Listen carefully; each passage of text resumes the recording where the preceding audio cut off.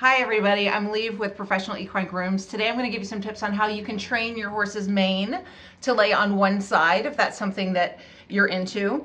So I've got a couple of tools here. One, obviously the horse. This is Miggs. I've got my mane comb, I've got my mane mousse, I've got my mane brush, and I have a collection of hair ties. Here we go. So the first thing I'm going to do is I'm going to clean his mane. I washed it a few days ago, which is kind of just the right amount of time to let some of his natural oils and some earth and some other things kind of make it a little bit sticky is the word, or crunchy or earthy. But I'm also going to use some mane mousse. This is actually a lot like human mousse, flashback to the 1980s. And it's a nice way, oh I know, super scary, for you to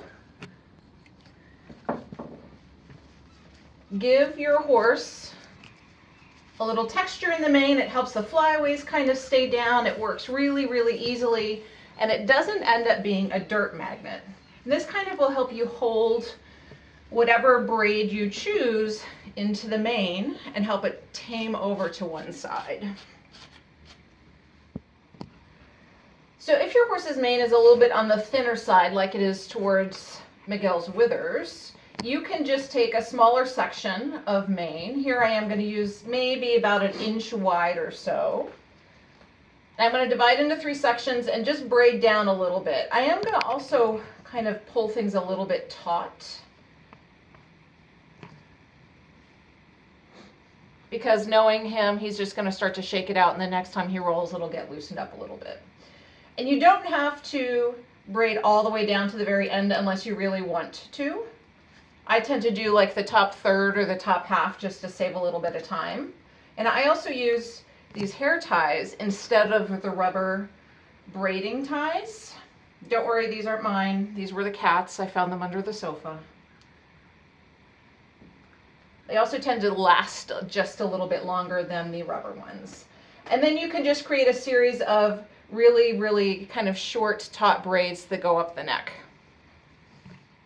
When I get to the thicker portions of Miguel's mane, I'm going to kind of just grab a much wider stash of hair here and create some just fat braids. Since his mane is longer, I don't have to spend my time making a bunch of really, really little ones. I can just make some kind of plumper ones, if you will.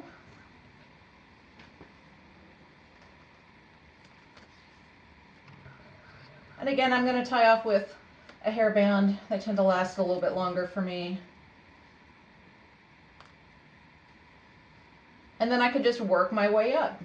All right, one last tip for you. If you find that you want just a little bit extra oomph in helping the mane lay to one side, you can take your braids that you've created, fat or small. You can go up to the very, very base of the mane and you can kind of poke your finger through to make a hole, and then flip your braid up and over and through, and then give it a little tug, and this will help it kind of stay flat. Now, you will notice that Miggs has all these little stray hairs because, well, he still has a winter coat.